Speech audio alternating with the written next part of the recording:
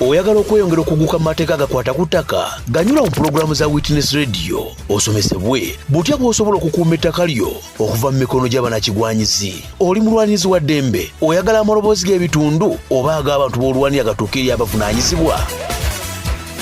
Weekwate rediyo y'abantu Witness Radio. Wuliriza Witness Radio okumanya enkulaakulana y'ettaka nga tekosa abantu mu bitundu mweteekeddwa oba obutonde bw'ensi. Witness Radio. Witness Radio. Witness Radio. Witness Radio. In a world racing toward clean energy, who's left behind? Welcome to Eyes on a Just Energy Transition, the program that highlights on Africa's journey toward a fair and inclusive energy future.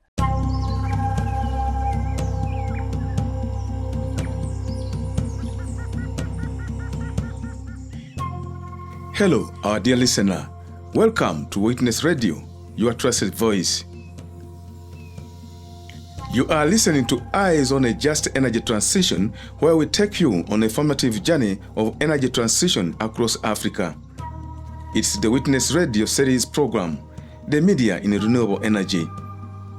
In this series, we are using the power of the media to shine a light on Uganda's journey towards clean, sustainable energy. To listen to us, visit our website www.witnessradio.org or visit Google Play Store and download the Witness Radio app. And in case you would like to reach us out, please chat with us on our WhatsApp +256 745 965 765 or through calling us directly +256 414 697 221, and we will hear you out, or on all our social media platforms. Now, the renewable energy transition journey is on, and all efforts are geared to transforming Uganda with renewable energy to have Ugandans embrace and apply the new energy technologies of clean energy in their day-to-day life and move away from the ordinary use of firewood and charcoal. But today, we want to touch issues that seem to be hindering or delaying the community to transit to renewable energy. We want to understand why people are not quickly picking up the renewable energy program. But before we proceed, let's first go for a commercial break, and when we return, we'll listen to the experts. Breaking the silence and elevating community voices. Witness Radio, thank you so much. You have become our voices. Nobody would know what is taking place because for a long time we had not known what was going on in Chiriandongo, what had taken place in Mubende, because the grabbers operate at night when people are asleep. But you have done a lot. Witness Radio. Witness Radio. Witness Radio. Witness Radio. The world is moving toward renewable energy, but will it be just for everyone? Tune in to Eyes on a Just Energy Transition every Monday, Wednesday, and Friday at 10 a.m. East African Standard Time, where we explore how Africa can embrace clean energy without leaving communities behind. Because justice must fuel the transition. The energy future is here, but who benefits? You're listening to Eyes on a Just Energy Transition.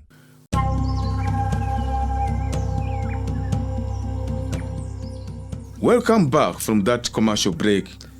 Now, the renewable energy transition journey is ongoing with the government, civil society organizations, and development partners working hard to see that people embrace the program and benefit from it. This effort also aims to curb the problem of environmental destruction by the community yearning for firewood and charcoal. But the problem is that the community is not really in the hurry to take up this program. Experts say the problem could be the over-reliance on traditional biomass and limited access to modern energy infrastructure, especially in rural areas. Bernard Danswa is an expert at EcoSafe Limited and deals in biogas and installation in the households. He shares with us why the delay and what exactly is happening in the rural communities. As always, it has taken the normal learning curve. You introduce something new, people ask a lot of questions, which is quite normal. They want to be sure that what is something that they are going to engage themselves in is really working and working for their good. Awareness, the level of awareness is low, was very low, and it is still very low. Very many people don't know about renewable energies. They would prefer to continue the way they have been. So it costs us a lot of resources to create awareness among the communities where we have worked. So that one has taken time and resources like funds to travel to those places, to convince them that they need to listen to our information about the technology we are promoting.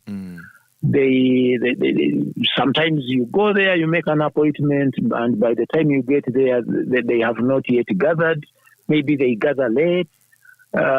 Sometimes only 2 people turn up, and that one is frustrating. You can see you have spent time and money, and people haven't turned up. But all the same, we continue. We continue. Before we go to a place to train in biogas, we identify people, influential people in the influencers among the communities, like progressive farmers, people like faith leaders, catechists, reverend fathers or reverends. So these are the people we start with. So these have followers. They can influence their community. They can. Some of them do have animals from which they can get manure to be used. And in some instances, we have gone ahead to give them demonstration plants and use these demonstration plants as learning centers. So let's say faithfuls from denomination A congregate at their leader's place. We do the installation. After some time, that's around 14 days, we go back and commission this plant, biogas plant. On commissioning, we request the leader to invite his neighbors and his followers. They attend the commissioning event. They see that really we are getting fire from manure. They see that we can boil or even fry eggs within the shortest time possible. There is no smoke. There is no soot. There is no ash left behind. So we use such events to demonstrate to these people. And all these are costs. They are costs on our side. But those are the challenges. Another challenge is the cost of acquiring a biogas plant or the technology, renewable energy technology. That cost sometimes is prohibitive in a way. You are talking in terms of getting the smallest digester at around 3 million.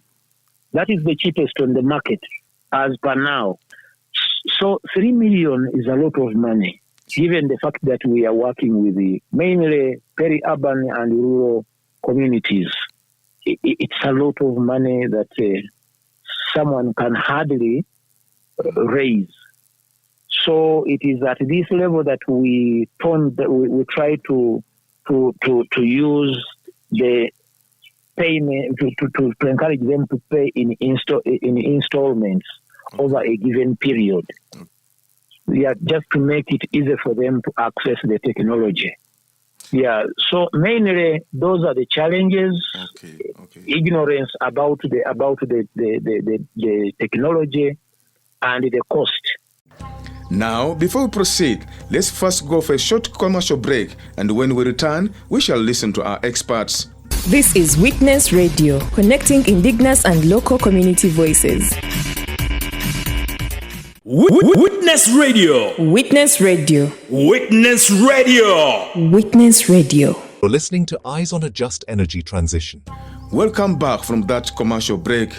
Now, we heard from Bernarda telling us about the challenges of renewable energy affecting the rural community, and also that the community members who acquire the biogas on credit fail to pay back even in installments, which then becomes another challenge to the program. But we sought to find out what it takes for a person to have the biogas installed at their household. Bernarda says one must have a reliable source of fresh manure as the first step, but also calls for a reduction in the prices to acquire biogas, especially revising the policy as it was for solar energy. Someone must have a reliable source of fresh manure. That is qualification number one. Number two, he must have space where to install this plant.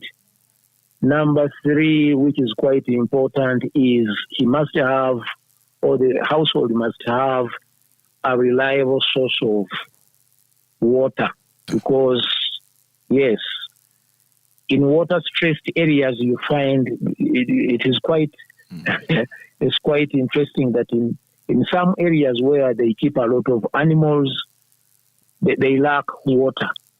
Yeah, someone will tell you, how can I look for water for biogas when my animals lack water, and we walk long distances to get access to water. How can I carry that water and do the mixing every day? Wow. So water becomes a limiting factor. In 5 years from today, I think the drive will have covered some more ground. But again, the cost of these technologies is still high. Yes, we should use some policy kind of mechanism or approach to bring down the cost of acquiring these technologies. For instance, as you can imagine, some 5 years ago, solar was a bit expensive, and very few people could acquire solar systems. But with the time, government has played it, used the policy to make solar easy to acquire, unlike biogas. As regards biogas, the price is still high. Something should be done. Something should be done. And now, before we proceed, let's first go for another short break, and when we return, we shall continue with the program. Ladies and gentlemen, here it is. Witness Radio, a community-based radio station. You're listening to Eyes on a Just Energy Transition. Welcome back from that break. You are listening to Eyes on a Just Energy Transition at Witness Radio, where we take you on an informative journey, and at the moment focusing on Uganda's Renewable Energy Transition Plan. Uganda developed several renewable energy-related policies and plans, all aimed at promoting the development and utilization of renewable energy sources to increase access to affordable, reliable, and sustainable energy. Biogas should be one of the energy sources targeted in this endeavor, but it is still expensive to the rural communities. Bernarda emphasized the need for a deliberate policy to have the prices reduced for the communities. I think we should start with the policy, because government policy in the first place is funded. Government must develops a policy and finds resources to finance that policy, to see it achieve its objective. I think in this case, government must up the game, its game. Should find a way of financing the policy. In fact, as regards biogas, even if you looked at the renewable energy policy, the current renewable energy policy, just mentions something about biogas. There isn't much. But I think also as players in this subsector should find a way of advocating for policy change to make biogas popular, or to make renewable energy more popular than it is today. So that leads to uptake. There are people who are still convinced that using firewood is the way to go. The status quo should be maintained, which is quite unsustainable. So information. People should be informed. Communities should be informed, should be educated away from these dirty sources of energy, like firewood and charcoal.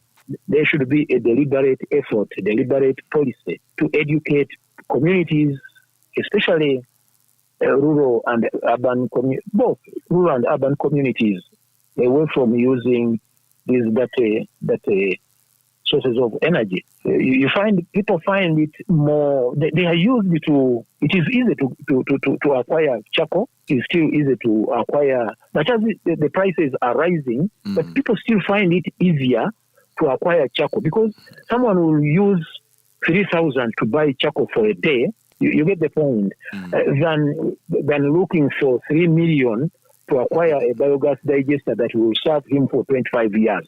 Can you imagine that? And if you look at the payback period of this digester, it does not exceed 2 years. But someone looks at spending 3,000 per day, that one is bearable. But 3 million, no, that one is very, very expensive, and it shouldn't be the way to go. Another thing to look at, and maybe it can be achieved through education, is the attitude. The way we prepare meals in our communities, we are used to preparing meals and keeping it warm for some time. Someone asks you, can biogas do that? Can you use biogas to do that? Or can you use an electric pressure cooker to we call it local okuboveza emmere. Can I use it to keep to prepare matoke in the traditional way? So that kind of attitude, it is through education. Then there should be a deliberate effort to educate our communities away from some unsustainable practices. Again, if we talk in terms of electric pressure cooker, how many households can use an electric pressure cooker? Very few, because the penetration of the main grid is still limited, and there is that belief that electricity is expensive and it is unreliable. Recently, I was chatting with an urban household, and I told them about an electric cooker because they didn't have animals, and they were asking me, if we don't use biogas, what else can we use instead of biogas that is environmentally friendly? I talked of using an electric pressure cooker, and they said sometimes we spend a week without electricity. How do you expect us to prepare our meals? So those such excuses or such limitations should be addressed. And still on the biogas, we sought to find out what the policy talks about it. Experts say that the policy generally needs to be popularized so as to be used. And for the biogas, it only mentions about it and does not go deep to explain on how it can support the ordinary people benefit from biogas. He says he's not satisfied and the journey is still very long to transform the community. The area of interest of mine about biogas, he just mentioned interesting communities to go biogas. There is no timeline. There is no amount of biogas digesters that we are looking at. There is no stepwise manner in how that one was going to be addressed. So it's like coming out and saying that we shall go to heaven. How do we go to heaven? We don't have wings. How do we fly to heaven? So it is in abstract form. You get the point. And again, I find it. We have tried to work with the local authorities, and these are the ones that are close to communities, households, and You find that people at local authorities don't mention anything. I don't want to say they are not aware of these technologies, but they rarely mention anything about it. They rarely talk to communities about it. And when you go and invite them, for instance, or request them to work with them or through their structures to reach the community, it looks as if they are not aware of the need for the communities to get this information, and it's not mainstreamed in their normal schedules. It's like you are imposing on them something new, which is not integrated in their normal schedules, and that is a big challenge, because you have to convince them. People like community development workers or community development officers, I think they should be at the forefront of popularizing these new technologies. It's about community development. People like agriculture extension officers should be able to inform communities, especially the farming communities, about these new technologies. People like veterinary extension workers or vets, they should be able to talk about it. LC1 chairpersons, they have their production secretaries of production. The secretary of production should, during an LC1 meeting, should be able to inform their respective communities about the need and the availability of these technologies. The need to adopt the technologies and the availability of these technologies. For instance, currently as we talk, we have a subsidy from Uganda Energy Credit Capitalization Company, which belongs to the Ministry of Energy. A subsidy of 30% on each biogas digester that we sell. But you try to inform these guys at local government, and they don't look to be interested. They look to be to talk about it. They don't seem to know the challenges through which these households are going through regarding access to energy, access to clean energy. So it makes penetration a bit challenging. They don't feel it. So that means that you remain alone as a company, and as a company you must provide the incentives. That is a cost that shouldn't fall back to a company, because we are trying to make these technologies accessible to communities. The more cost we bring in will deter penetration. I am not. I still see people who are using firewood. Right now I'm in Kayunga, but I have passed by a compound where there is a very huge heap of firewood, and these are dealers in firewood. So I can see that they still see a market for their firewood. Had it been that the market is going down, I wouldn't have seen this heap of firewood. I was traveling on a border deep in a village, but I was surprised. And this one is telling you that we haven't done much. So I'm not yet satisfied. There is still a long way to go, because the technologies are not known to the community, the target communities. The technologies are still expensive. No, I'm not. Yeah, it calls for concerted effort. Yes. It calls for concerted effort. We are a private company. You know what drives a private company. Yeah? Yes. At least you must have something to take home. We are investing in it. We are making investments. Then that means government should create a conducive environment. There maybe something like a fund should be created where we can get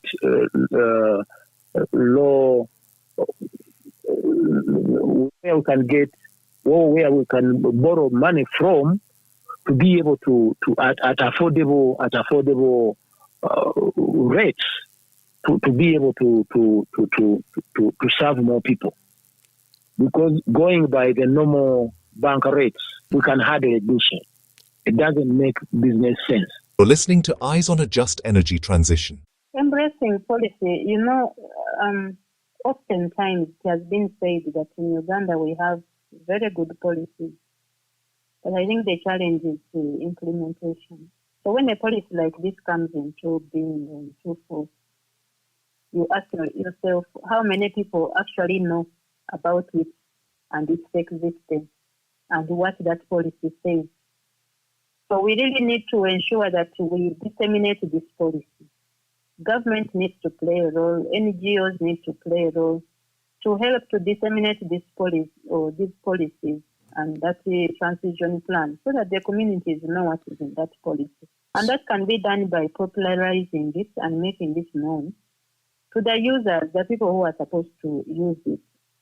So if they don't know, then they will not be able to use it. And I doubt whether people know.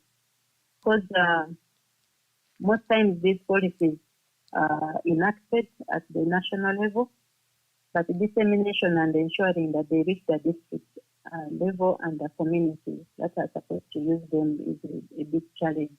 So one of the things I would encourage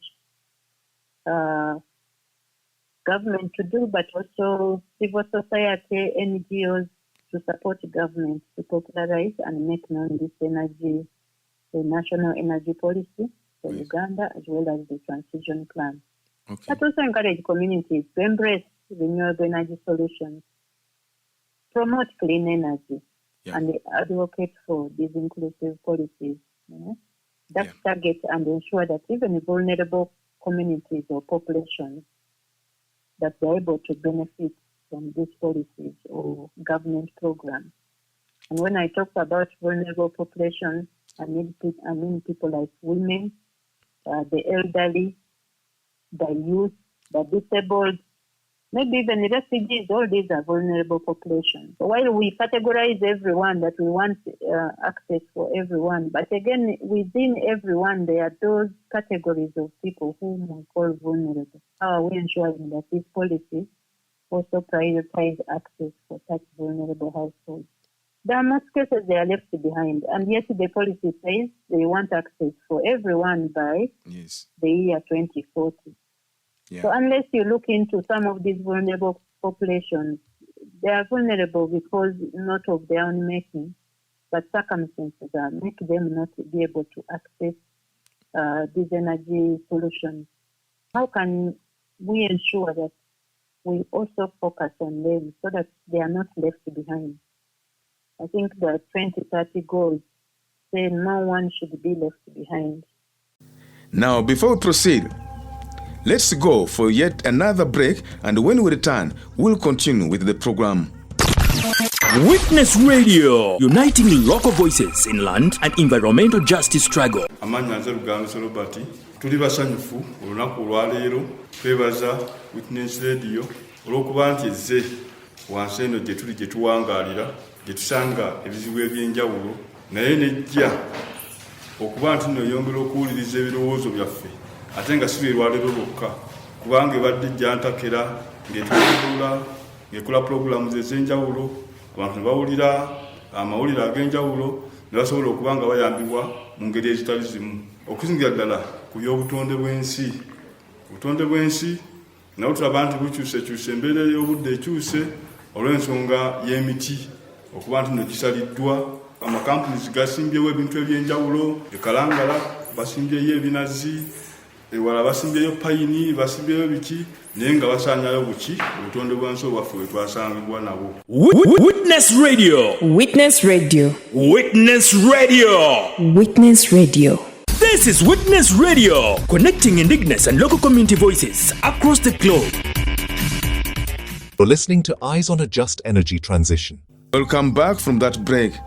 And now, talking about the policy and environmental protection, Jacinta Nekesa, the Executive Director, Environmental Alert, said that the policy has played some successful roles, especially reducing on the reliance on the use of firewood and charcoal. The National Energy Policy and the Transition Plan, indeed, they have played a role in protecting our environment. Because we are talking about renewable energy, and we are talking about reducing reliance on firewood and charcoal. when this happens, then it helps to curb deforestation. It helps to curb the cutting down of trees. Because when you look at traditional biomass use, people are relying on firewood. People are relying on the use of charcoal. And this promotes cutting down of trees. So when we talk about other alternatives, like use of cooking gas, use of electricity, then you reduce deforestation. So we see that, yes, they are contributing to environmental protection by curbing deforestation and replacing the cooking of using firewood and charcoal, because this is what leads to cutting down of trees. And of course, when you look at currently the Uganda's forest cover, currently the loss annually of forest cover in Uganda, cutting down the trees, various reasons, including firewood and charcoal, stands at 2.6% annually. When we see alternatives coming in to replace firewood and charcoal, then it reduces on its deforestation. So there is a way it's contributing to environmental protection. That is one way. The other second one is that cleaner energy sources, they contribute to low carbon emissions. Because when you look at the energy transition plan, it aims for net zero emissions in the energy sector by 2065. So this is really aligning with Uganda's climate change commitments under the Paris Agreement. You know, Uganda, we sign agreements at the global level. One of them on climate change is called the Paris Agreement. Yes, and then we're also now talking about the nationally determined contributions. Right now, the government, through the Ministry of Water and the Environment, they are reviewing, they are looking at stock taking, like looking at how much have we achieved when it comes to nationally determined contributions. There are targets in there that Uganda government set and said we are going to contribute to reducing carbon emissions. So they are doing that stock taking, and maybe that will help to come up with a new revised targets. But yes, the energy sector and the renewable energy and the interventions that are ongoing, they are making a big contribution to reducing these carbon emissions, and that's contributing to environmental protection. Eyes on a Just Energy Transition, a program that unpacks Africa's shift toward cleaner, fairer, and more sustainable energy. Join us every Monday, Wednesday, and Friday at 10 a.m. East African Standard Time as we spotlight communities, policies, and voices shaping the continent's energy future. Stay informed, stay empowered. Keep your eyes on a Just Energy Transition. Right here on Witness Radio. You're listening to Eyes on a Just Energy Transition. And as we wrap up today's episode, it should be noted that Uganda's transition to renewable energy, especially clean cooking, is still tough, as it calls for revising of the policies put in place so that the ordinary people can easily access and use it. A case pointed out is the biogas energy that is still expensive, and yet the policy only encourages people to use it, but it does not favor them. They say the prices should be reduced. And before we end the program, please, if you want to listen to us, visit our website www.witnessradio.org or visit Google Play Store and download the Witness Radio app. And in case you would like to reach us out, please chat with us on our WhatsApp, +256 745 965 765, or through calling us directly on +256 414 697 221, and we will hear you out, or on all our social media platforms. Thank you for keeping it locked on Witness Radio. Stay tuned, stay informed, and stay inspired to be part of energy revolution. Please do not forget that Eyes on a Just Energy Transition airs on Witness Radio every Monday, Wednesday, and Friday from 10 a.m. East African Standard Time. Catch us again, same time, same radio station. I'm Will Stephen, your host.